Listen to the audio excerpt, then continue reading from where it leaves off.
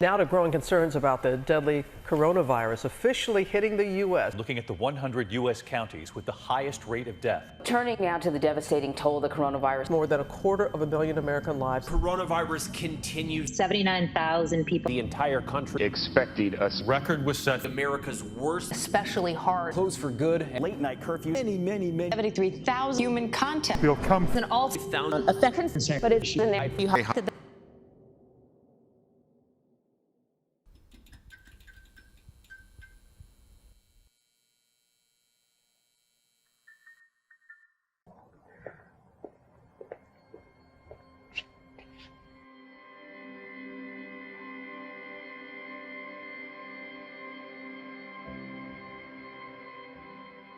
I'm Lisa Zenny. My name is Matthew Sigil. Chris King. My name is Troy Grubb. My name is John Fitchman. My name is Christian Mercado. I'm also known as C-Merc. Yes, hi, I'm Greg Carlisle. I am 68 years old. I'm the Chief Executive Officer of Millennium Group, Inc., full-service production event company in Winston-Salem, North Carolina. I do concert lighting. Well, and up until March of 2020 I did.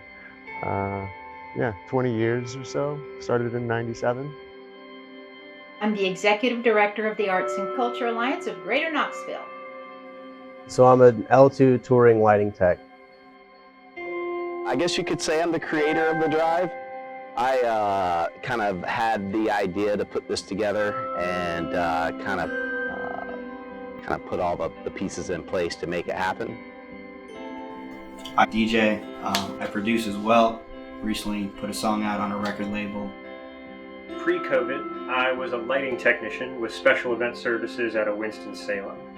Basically, we would tour with bands and set up, operate, and utilize lighting in a live environment during shows. You take care of loading in, loading out, maintenance, pretty much anything to do with the lighting. Our responsibilities varied from power distribution to the hanging and rigging of lights to the actual operation of the show. I would work with designers or design things and actually, build them into existence out of whatever the specs were for those rigs. The Arts and Culture Alliance is a membership organization. That means that over 525 individual artists are dues-paying members of the Alliance, and we provide advocacy, service, and support. So this is actually the first time I've promoted shows, but I worked for about 10 years with Derek Trucks and the Tedeschi Trucks Band. So spent about 10 years touring around the world with those guys. My previous experience in the live music industry was obviously pre-COVID and on the tour side, so the tour management side. So I was going into venues and making sure that it was all right for my artist. We do everything from produce events with local talent to national tours. I was a dimmer technician on the Luke Combs tour. That meant I was in charge of all of the high voltage power distribution, cable management, and network distribution. I'd say last year, at this time, on this very day, things were very rosy here. In our live music landscape, we had classical music, we had contemporary music, jazz. We have WDVX, which broadcasts the Blue Plate Special at noon, and that's a live performance every single day. And we also, of course, are the home of Big Ears. And the Big Ears Festival has, for years, drawn thousands and thousands of people from all over the globe to Knoxville to hear these live music performances by these genius musicians. I was more or less on the road, bouncing from thing to thing to thing. So, my days were always different. Wake up in a different city every day kind of vibe, and, living in hotels, tour buses, airports. Just doing the rock and roll travel, that was sometimes got to be 9 months out of the year that I was on the road there, but I traveled for the past 15 or 20 years around 150 to 200,000 air miles a year. It was easy for me to be on 3 continents within a week back before COVID. you know, just traveling, doing different acts, spending a lot of time flying or a lot of time on a tour bus. Yeah, within a week we could be in 7 different cities, regardless of location. So a typical day on tour, for example, let's talk about a typical day on tour with Luke Combs here. 6 in the morning, we'd all get up on the bus, get out into the arena. When you load in from then until probably, you know, between 1 and 2 o'clock. By lunchtime, we would always have a rig in the air. 6:30 or so was doors. 7 o'clock would be the top of Jameson Rogers' show. I'd run his show for half an hour. We'd have a direct support act. And then Luke would typically go on at 9:30 if memory doesn't fail me. By the time the show is finished, everything's on the ground, and we're closing the doors of the last truck. We're looking at about midnight to 12:30. If it's a bad day, and there were definitely some good and some bad days, might be more like 1:30. We always, on the Luke tour, cracked a beer as soon as we closed the door of that last truck, just to have a tradition to end the day and to make sure that everybody thanked everybody for everybody's contribution to the day. Because without that camaraderie and without that kind of brotherhood that you build with the tour family that you have for whatever tour it is, you have way too much opportunity to get at each other's throats. We did that for, it was like 80-ish shows over the course of about 3 months. So that was what it was 1 year ago. Starting in mid-March, there was a shutdown. We slowly, and I say slowly, I mean in maybe a day, realized that there were contracts that our organizations had with musicians, and all of a sudden everybody's looking at their force majeure components of their contracts, because all of a sudden this act of God known as COVID was making live performance inside dangerous for the public. So what was our obligation to the musicians who we had contracts with, who would have been performing? What was our obligation to the audiences who may still want to attend? What's our obligation to the general health of the community? So very, very quickly, we were looking for guidance and support to figure out what we were going to do. Then I think once we realized that COVID was going to shut everything down, then we had to ask ourselves, oh my God, you know, what about all of the technicians and the administrators who were out on the road?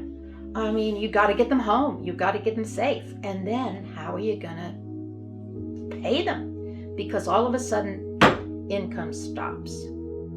I think the challenges that it has brought, you know, not only to myself, but I think to many people, is to simply meet their day-to-day obligations and try to find out or think of a way to operate your business to continue to employ your core people that you've spent years working with. So these are people that you've worked with for years and years that you trust. You don't want to leave them high and dry, and yet you don't have income coming in either. The challenge is the cash flow and the uncertainty of the future, the cancellation of events, difficult to keep your staff in check. You know, when you've had people work for you for 10, 15, 20 years and longer, it is truly heartbreaking to see them lose their jobs and to suffer. The Paycheck Protection Program that the federal government quickly developed saved many institutions. The supplemental unemployment benefit that the federal government approved, an extra $600 a week, which lasted through July 31st, was a tremendous help, keeping people in their homes and off the streets, and helping them rearrange their lives. A lot of people that I know also didn't get any sort of pandemic unemployment or anything like that. A lot of the gig workers, a lot of the self-employed people, the subcontractors and things, a lot of those people didn't get any help. A lot of these DJs and a lot of the people who work these jobs have had to adapt and learn how to do different things if they wanted to stick in the industry, let alone live and be comfortable through the pandemic. One thing I can touch on is I know a lot of the resident DJs were not able to get unemployment, as most of us are paid off the books, whether it be cash or however the promoter or the club works it out. It's tough for us to prove, yeah, this is what we do. This is our full-time employment. And I was very lucky. I got the help pretty early on, so I've been able to sustain myself for a while now based off of that, although that is very slowly coming to an end. There's not a lot of guarantee for jobs.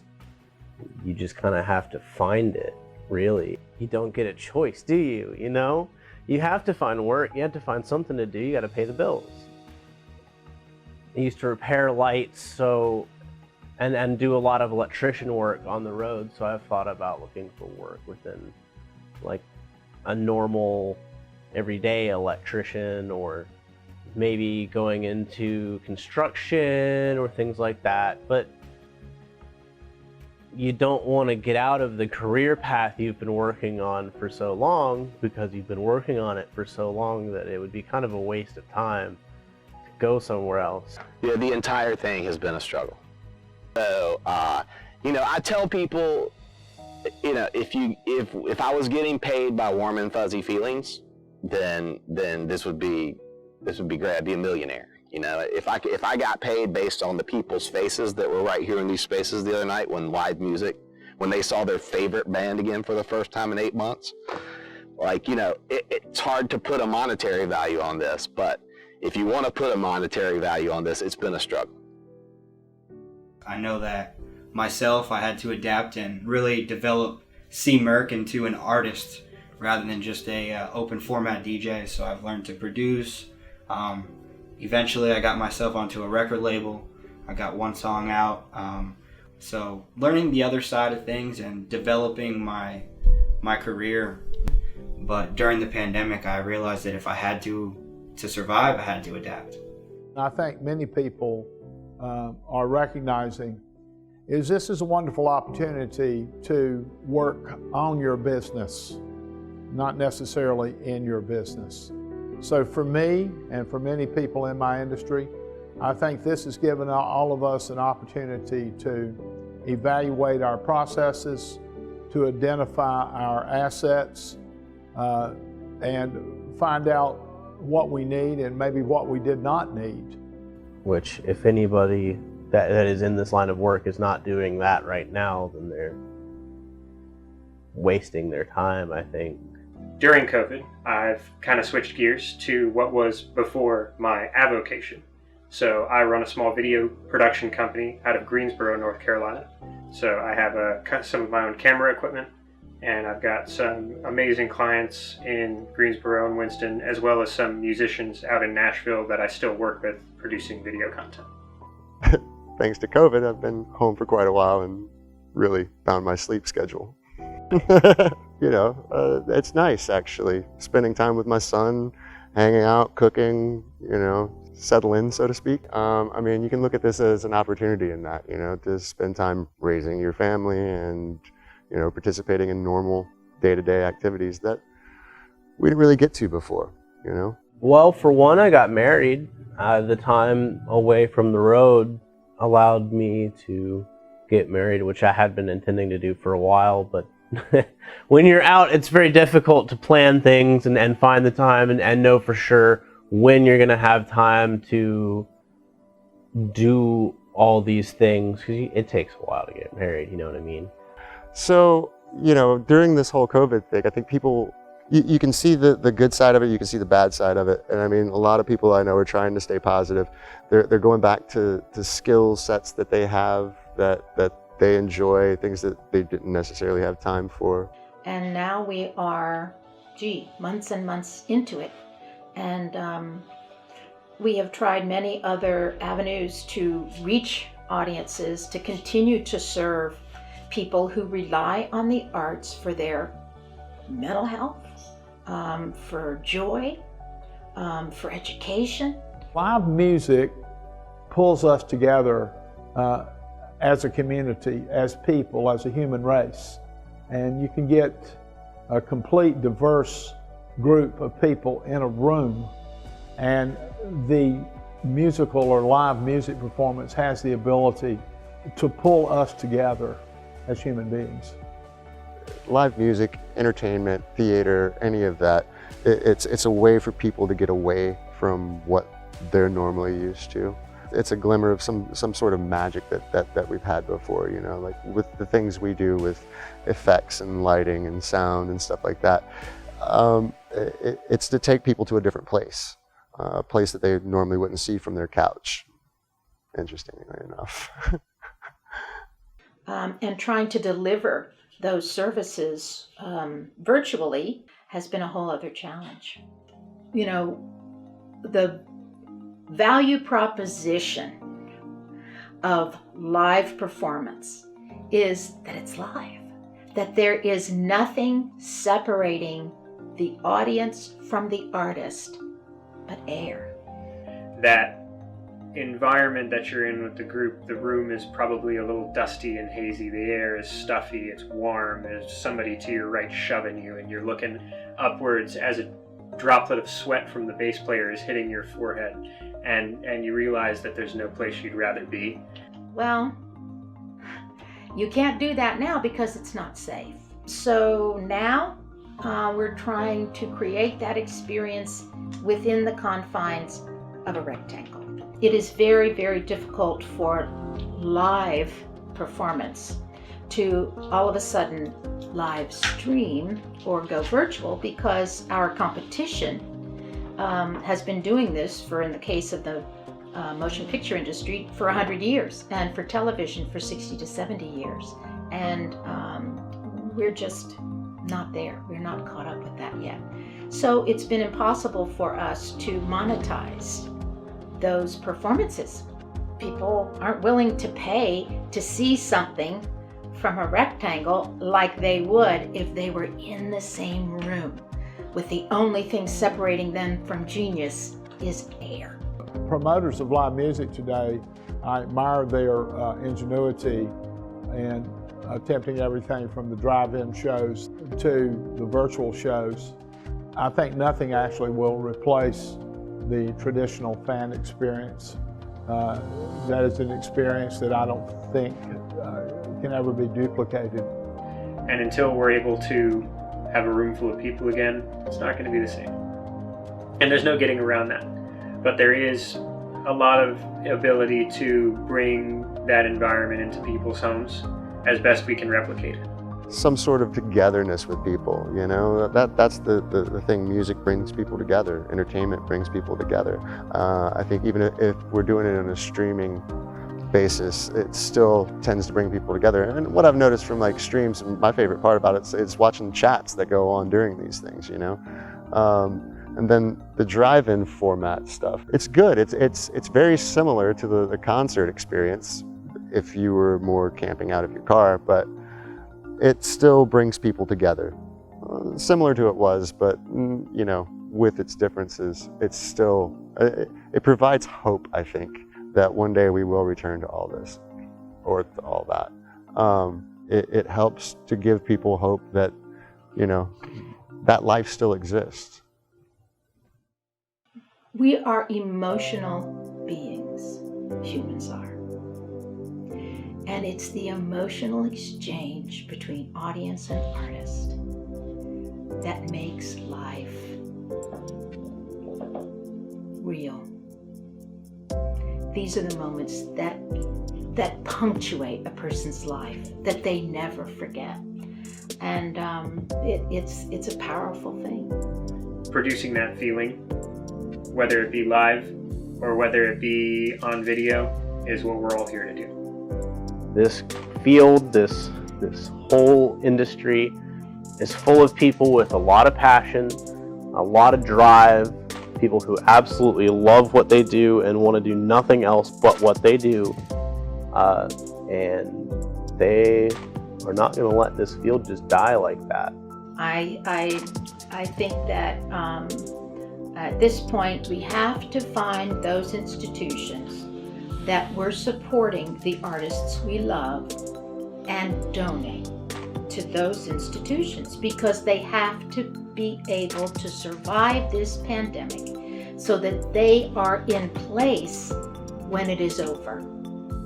The truth of it is, nobody's going to be safe until we get a vaccine and enough people take it so that we can honestly feel confident as a community that this pandemic is behind us. I definitely think that when everything comes back to the actual real way that it was, I think that once we can have real tours and have real shows, arena-sized events and things like that, I think that there will be so many more tours lined up to have shows than there have been in years past. I think that we're going to have a boom. So I do see a light at the end of the tunnel.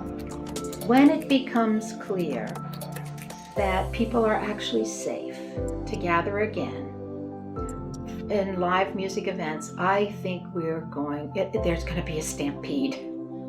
People have missed it so much, and I think they are going to stampede into those venues so that they can again appreciate the communion of artist with audience through the performance of live music.